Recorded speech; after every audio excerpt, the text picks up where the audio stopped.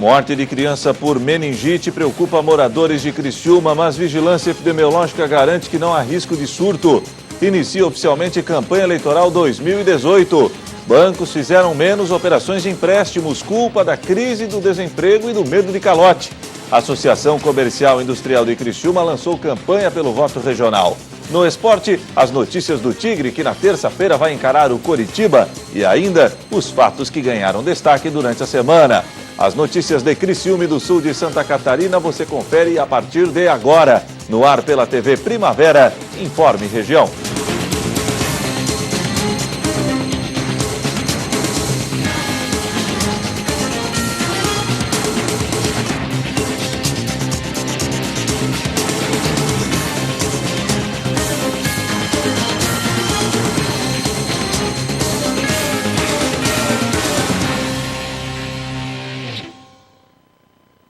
Hoje, sexta-feira, 17 de agosto de 2018. No ar, Informe Região. Foi confirmada a morte de uma criança em Criciúma por meningite. Porém, a vigilância epidemiológica garante que não há risco de surto no município. Confira na reportagem da jornalista Débora Correia. Uma menina de 1 ano de idade morreu na última terça-feira vítima de meningite bacteriana. Ela lutava contra a doença há mais de um mês, não resistiu e veio a óbito no Hospital Santa Catarina, em Criciúma. Com relação a este caso, essa notificação chegou ao nosso conhecimento dia 1º de julho, num domingo, né? E já no próprio domingo começamos as nossas atividades referente à vigilância epidemiológica. No dia 2, que era na segunda-feira, já estávamos lá na instituição, no CI, que a criança estava matriculada e frequentou até a sexta-feira, entregando a medicação com uma equipe, né, que participou, a médica e nós da vigilância epidemiológica, onde levamos o medicamento para ser distribuído para as pessoas, segundo o protocolo, que tiveram contato com o doente nos últimos 5 dias, mais de 4 horas. A enfermeira explica que, neste caso, a meningite bacteriana, a transmissão da bactéria acontece de pessoa para pessoa. Por isso, o protocolo da vigilância epidemiológica determina que se faça um processo de quimioprofilaxia com o antibiótico rifampicina. O medicamento é administrado apenas para quem teve contato com o paciente nos últimos dias antes do diagnóstico. A ação busca bloquear a bactéria, que pode ter sido transmitida, mas não ter ainda se manifestado em forma de doença. Esse medicamento, via oral, então, dependendo do peso do paciente, vai tomar comprimido ou líquido. Quem deve tomar são pessoas que tiveram contato com o doente após a notificação e realização de exame e que se confirma o tipo de bactéria, porque nem todo tipo de meningite se faz necessário essa conduta. Então, no caso desse tipo de meningite, o protocolo é esse, é medicar os contatos. Não importa se eles estão doentes ou sadios, eles têm que tomar um medicamento. Nesta semana, outro caso envolvendo uma criança que estuda na mesma escola também foi registrado. Um menino com pouco mais de 1 ano segue internado, mas, conforme a enfermeira, sem gravidade. No entanto, segundo ela, os 2 casos não devem ter relação, já que o contágio ocorreu em datas distantes. As informações que nós colhemos é que o primeiro caso, ela frequentou a escola até o dia 29 do 6, dia 1º do 7, ficou doente, ficou hospitalizada este período, até ir a óbito, infelizmente. Mas o segundo caso foi agora dia 11 e que não estava mais frequentando a escola, ou seja, os 2 estavam matriculados, mas, segundo a informação da própria diretora, o segundo caso, que foi dia 11, ele esteve frequentando a escola até o dia 11 do 6, 11 de junho. Então, fazia 2 meses que já não frequentava a escola, tá? Eu sei que gera um motivo de pânico, mas, assim, é importante salientar que nós temos casos de meningite vários tipos de meningite e é importante ficar atento aos sinais e sintomas e procurar um serviço de saúde para ter o diagnóstico e o tratamento. O segundo caso também é acompanhado pela vigilância. Esse segundo caso foi notificado dia 11 de agosto, ele continuou hospitalizado.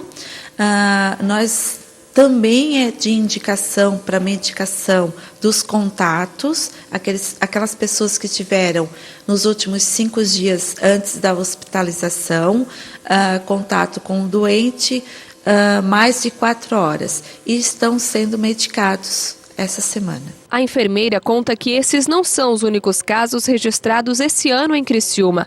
A vigilância sempre é notificada quando algum caso é atendido na cidade e acompanha cada um deles buscando bloquear o contágio. Mas, embora haja casos, ela garante que não há motivo para preocupação. Nós, enquanto vigilância epidemiológica, nós recebemos a notificação de suspeita de meningite o ano todo, né?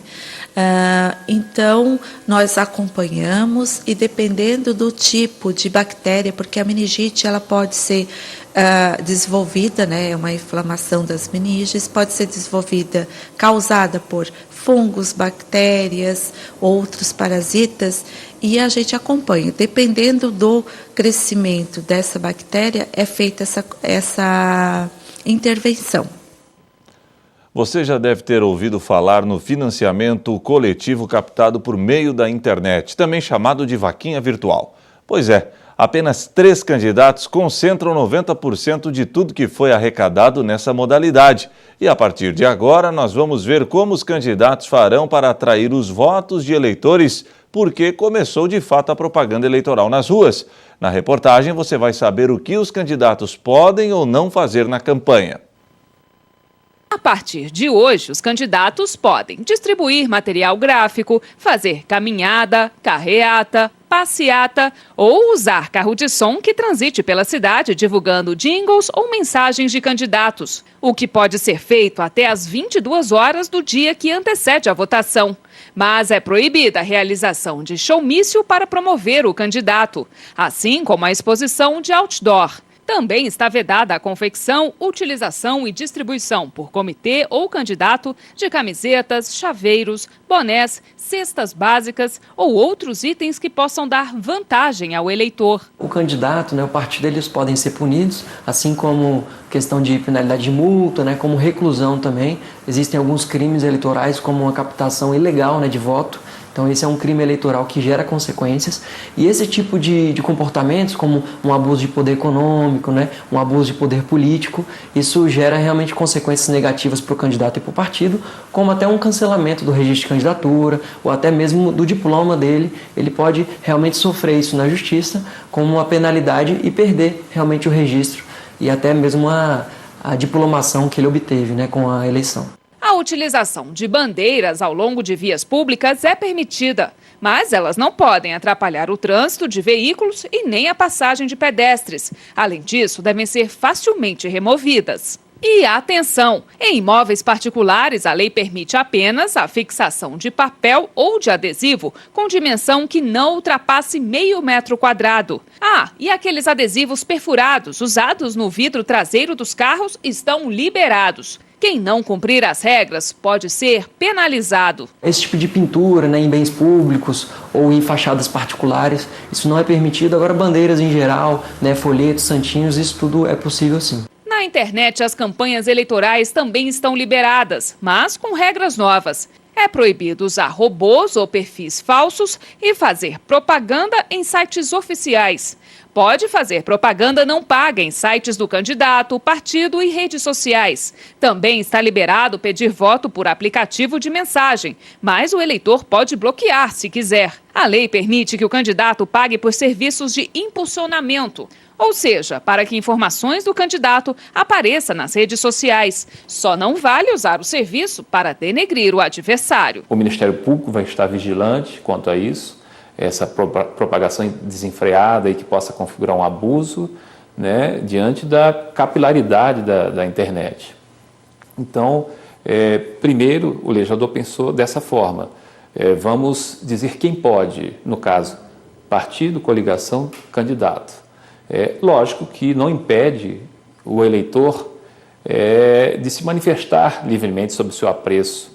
Isso, diversos precedentes do tribunal colocam de forma bem clara. A livre manifestação do pensamento é proteção constitucional, né? Mas, obviamente, aquele que faz com a intenção de propagar, ele vai ser objeto de alguma ação por parte dos órgãos fiscalizadores e dos próprios candidatos adversários. Já em jornais impressos, os candidatos podem fazer a divulgação paga de até 10 anúncios de propaganda eleitoral por veículo em datas diversas, respeitadas as medidas para cada formato. E é obrigatório que apareça no anúncio o valor pago pela divulgação. Já o tradicional horário eleitoral gratuito no rádio e na televisão começa só no final do mês, no dia 31 de agosto. E uma das maiores novidades este ano é o financiamento coletivo captado por meio da internet, o crowdfunding, ou as chamadas vaquinhas virtuais. As votações se encerraram nesta quarta-feira.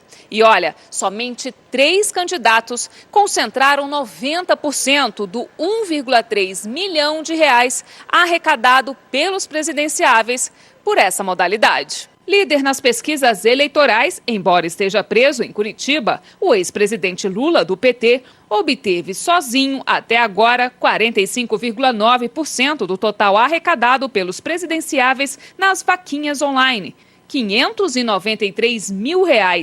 João Amoedo, do Novo, e Marina Silva, da Rede, são o segundo e terceiro, respectivamente, que mais arrecadaram por meio de crowdfunding, na fase de pré-campanha. O empresário que estreia nas urnas neste ano pelo Partido Novo obteve 27,2% do dinheiro doado por meio das plataformas online, R$ 351 mil. E Marina Silva tem 17%, R$ 220 mil. Jair Bolsonaro, do PSL, Henrique Meirelles, do MDB e José Maria Eimael, do DC, não registraram vaquinhas oficiais para arrecadar doações pela internet. O PSL, no entanto, criou uma vaquinha em um site. A legenda arrecadou R$ 321 mil no período pré-campanha. Segundo especialistas, no caso de candidatos que eventualmente tenham o registro negado pela Justiça Eleitoral ou desistam da candidatura após protocolar o pedido, o dinheiro das vaquinhas pode ser repassado para o partido. Nesta eleição, a principal fonte de financiamento de partidos e candidatos é o Fundo Eleitoral, de 1,59 bilhão de reais, criado com dinheiro do orçamento da União para ajudar a bancar as campanhas, depois que o Supremo Tribunal Federal proibiu em 2015 as doações eleitorais de empresas. A seguir, a Associação Comercial e Industrial de Criciúma lançou campanha pelo voto regional.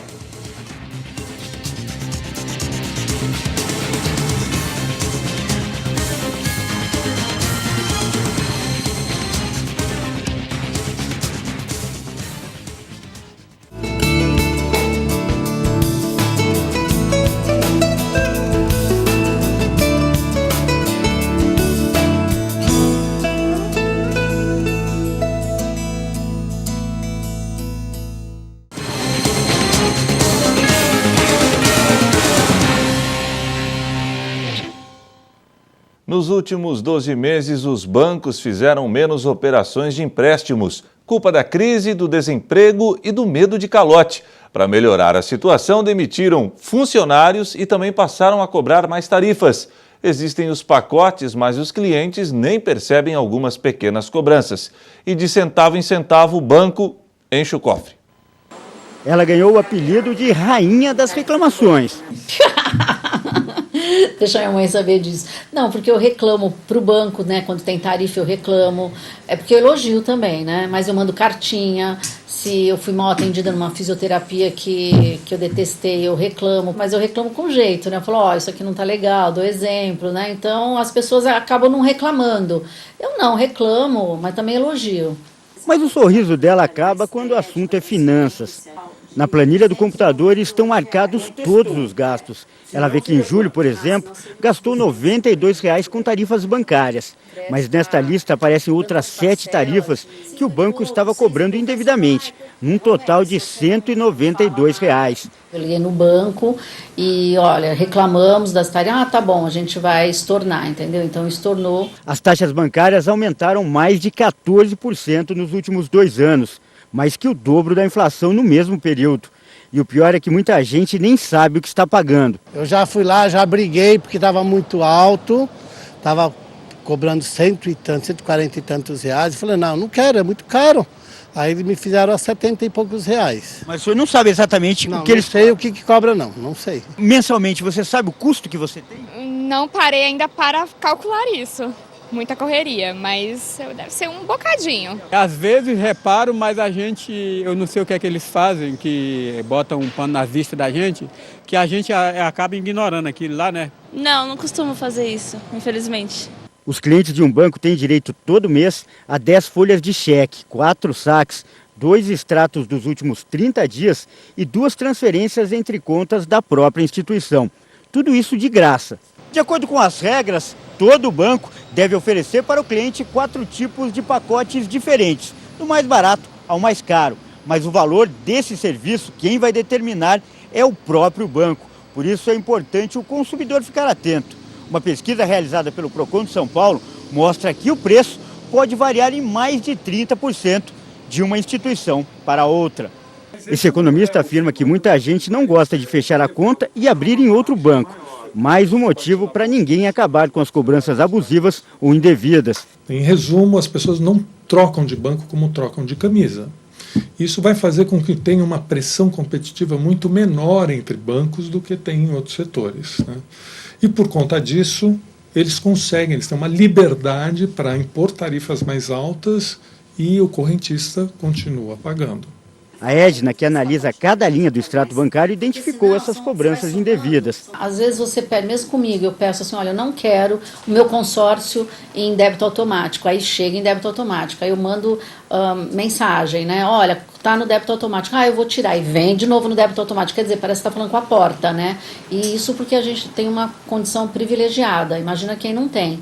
Então, eu acho que o banco tem que ser muito, muito atento ao cliente, porque é o que eu falo para a minha equipe, quem paga o teu salário não sou eu, quem paga o salário é o cliente. Então, no banco eu sou cliente. Então tem que ser tapete vermelho mesmo, independente do teu saldo bancário, porque senão eles vão perder cliente, principalmente com toda a internet que está aí, os bancos, sabe, que não cobram mais tarifas, né? Você sabe muito bem. Então, tem que ficar ligado. E de um em um é aquela história, né? De grão em grão, galinha enche o papo, né? E às vezes enche o papo do banqueiro, né? Então, você tem que ficar bem atento. Eu fico, pelo menos, né?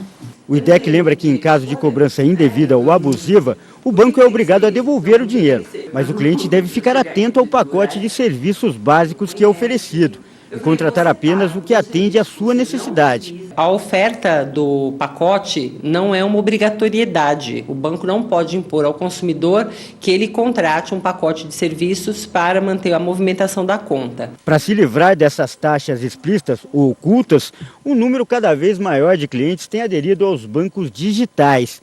Como tudo é via internet, não tem custo. E, como consequência, tarifas.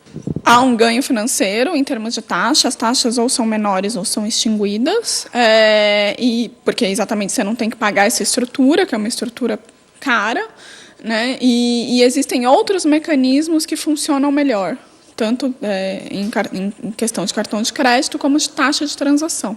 Mas quem continua no banco físico deve prestar atenção à dica da Edna. É bom ficar atento.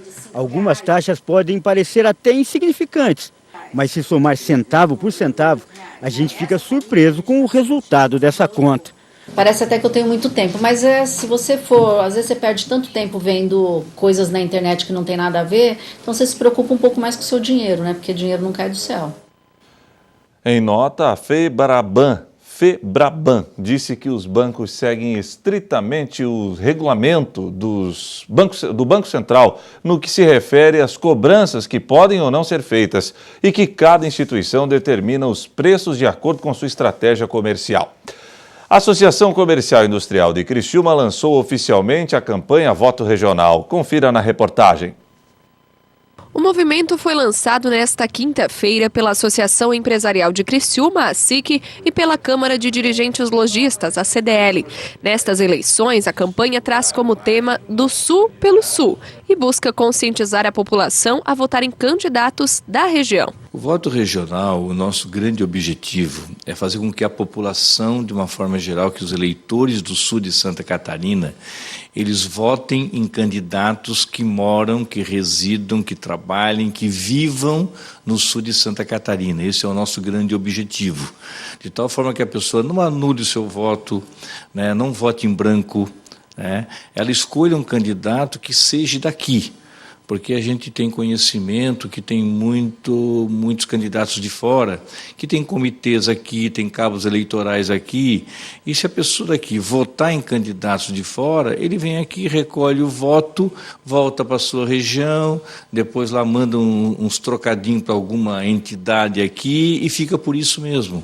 Então, o candidato que mora aqui, nós temos condições de fazer com que ele receba nossas reivindicações, ele está aqui, nós podemos fazer uma cobrança mais efetiva, quase que diária dele. Promovido também nas eleições anteriores, o movimento busca ampliar a representatividade política em todas as esferas e ainda unificar a voz da classe empresarial em prol das bandeiras da região sul. Nós temos hoje 8 deputados estaduais que foram eleitos, né? Agora teve um que assumiu um outro cargo, são 7, mas são 8 candidatos estaduais e 3 federais. Nós consideramos uma boa bancada nesse sentido. É claro que se as pessoas realmente se conscientizarem, né, de que votarem aqui no Sul, o número de votos que nós temos, nós vamos conseguir com certeza eleger mais ainda. Mas é preciso que cada um valorize o seu voto, acabe com essas dobradinhas, que muitas vezes tem um candidato a estadual daqui, federal de fora, um federal daqui com estadual de fora. Nós temos que acabar com isso. O voto ele é consciente e ele é pessoal, né? Então, assim, vamos procurar escolher também candidatos que tenham a ficha limpa, com certeza, né, que ele também não tenha um passado decente, de trabalho para as comunidades e que seja uma pessoa que realmente vá nos representar e bem representado, né? E além de incentivar o voto regional, a Associação Empresarial também elaborou uma pauta de reivindicações a partir das necessidades do Sul. O documento será entregue a todos os candidatos da região. Existe uma campanha estadual da FACISC, que é a Federação das Associações Empresariais de Santa Catarina, onde existe o programa Voz Única. É um documento que foi elaborado e que no dia 13 de setembro, aqui na ASIC, vão ser convidados todos os candidatos federais, estaduais, a estarem aqui e nós vamos entregar, a FACISC vai entregar, em nome de todas as associações empresariais do sul de Santa Catarina, esse documento com todas as nossas pautas, nossas reivindicações, daquilo que nós pensamos, né, que deve ser feito em todos os sentidos, saúde, educação, infraestrutura, em todos os sentidos para esses candidatos. A seguir, as notícias do Tigre, que na terça-feira vai encarar o Coritiba pela Série B.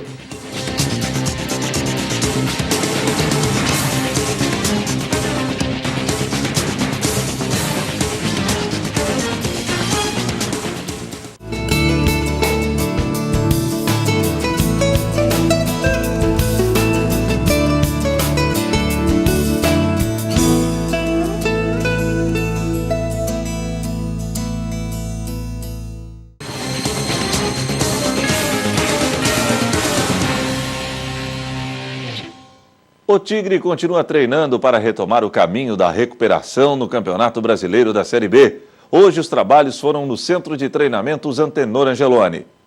Os treinamentos continuam intensos no CT do Criciúma. Afinal de contas, o tricolor precisa retomar o caminho das vitórias para continuar fugindo da zona do rebaixamento. E para ajudar na missão, o técnico Mazola Júnior poderá novamente contar com o atacante Nicolas, que estava fora do time em virtude de uma grave contusão no rosto, sofrida na partida do dia 4 de agosto no Maranhão, contra o Sampaio Correia. Foi no segundo tempo, né, uma bola alçada do Luiz. Eu fui disputar ela no meio de campo com 2 jogadores deles e acabou que o volante deles me fez um movimento e coisa, né, da cotovelada e pegou nessa região aqui, ó, e fraturou em 3 lugares, né. Então, mas a cirurgia correu tudo bem. Nós fizemos na quarta-feira passada. Foi uma cirurgia muito boa, com o Dr. Heron, né, até agradecer o trabalho dele, é um cara bastante atencioso, então, graças a Deus, deu tudo certo. E agora dá sequência, né, na recuperação. O atleta vai precisar usar uma máscara de proteção por alguns dias, mas garante que psicologicamente está ok para voltar a defender o Carvoeiro, sem medo de novas contusões. Receio eu acredito que não vou ter, porque eu já usei a máscara, já experimentei ela protege bastante, né. Talvez eu tenha um pouquinho de dificuldade no início até adaptar com ela, mas já usei, ela é feita sob medida, né, e bem confortável, acredito que não vai atrapalhar muito, e eu vou ter que usar ela por uns 40 dias, 45 dias, né, até calcificar bem certinho o osso, e depois eu vou poder voltar a treinar e jogar normal sem ela. Passado o susto, agora é hora de se concentrar e jogar novamente em alto nível. Nicolas não vê a hora de voltar a ajudar o Tigre a retomar a caminhada para fugir do rebaixamento. Até porque a briga vai ser dura até o final do campeonato. Com certeza, a gente jogo fácil não tem, né? A gente tá tendo inúmeros jogos difíceis, todas as equipes disputando. Agora nós vamos pegar 3, 4 equipes que estão na parte de cima da tabela, uma sequência muito difícil. Mas a gente está na Série B do Campeonato Brasileiro, temos que saber lidar com essa situação. O time já deu uma resposta boa e tem tudo para dar outra resposta boa, principalmente nesse próximo jogo agora, que a gente pensa passo a passo, né? O próximo jogo é muito importante, que é contra o Curitiba em casa, e a gente precisa voltar a ter as boas atuações que estávamos tendo. Sem tirar os pés do chão, Nicolas é realista quanto à atual situação do Carvoeiro. Porém, sabe que o Tigre poderá chegar mais longe. Tudo é questão de objetivos e foco. A gente tem que ter consciência que hoje não vivemos uma situação confortável dentro da tabela. Mas a equipe do Criciúma, a camisa do Criciúma, o elenco do Criciúma é para estar brigando na parte de cima da tabela. Mas vamos com calma, né? Vamos sair da situação, mais ainda, nos consolidar na parte de cima da tabela, aí sim buscar algo a mais no campeonato, que o Criciúma tem condição sim. E para fechar o Informe Região desta sexta-feira, vamos conferir os fatos que ganharam destaque durante a semana. Segunda-feira, Programa de Pós-Graduação em Educação da Unesc realizou debate para discutir mudanças do ensino médio no país. Então a ideia de nós providenciarmos, né, uma mesa redonda discutindo a BNCC do ensino médio se dá em função das diversas demandas que vêm surgindo, principalmente das escolas aqui da rede municipal e estadual, que de alguma forma tem ainda alguma dificuldade de compreender exatamente os conteúdos, né, as questões que envolvem a reforma do ensino médio e a própria BNCC. Eleição da tecnologia. Mais de 80 milhões de brasileiros já fizeram o cadastro biométrico para votar esse ano. Graças à tecnologia, utilizando-se da verificação das minúcias das digitais do cidadão e considerando que não há duas digitais iguais no mundo, se consegue garantir que aquele cidadão que está se apresentando ou se identificando por meio da sua digital numa sessão eleitoral é o próprio que fez o seu cadastro. Terça-feira, a Associação Comercial e Industrial de Criciúma abriu inscrições para o primeiro Prêmio ASIC de Educação. A motivação foi do presidente da ASIC, o presidente Moacir D'Agostin, por ter sido professor e por considerar que o professor é o profissional mais importante de uma sociedade, que sem o desenvolvimento do professor e valorização do professor, não haverá desenvolvimento econômico nem regional, enfim, não acontece o desenvolvimento de um país. Foi essa a ideia motivadora. Temporada de pesca da anchova desperta expectativa de pescadores de Balneário Rincão. Está bem complicada a situação. A anchova representa para o nosso pescador uma complementação da renda, para ele poder se manter na atividade. A pesca da tainha nesse ano não foi daquilo que a gente esperava, né? E infelizmente as condições do mar ainda não está tendo a maré boa que precisa para poder as nossas pequenas embarcações entrarem ao mar. E isso dificulta para o nosso pescador. Quarta-feira, Cocal do Sul sediou Sexta-feira Regional de Matemática. Lançamos o convite primeiramente para as diretoras que levaram o projeto, a ideia do projeto para suas escolas. E lá dentro das suas escolas houve uma inscrição de projetos. E como a gente tinha apenas um projeto por escola para estar apresentando, a gente já fez uma pré-seleção ali naquele momento. As escolas tiveram uma boa aceitação desde o início, né? Se sentiram também bem valorizados por participar.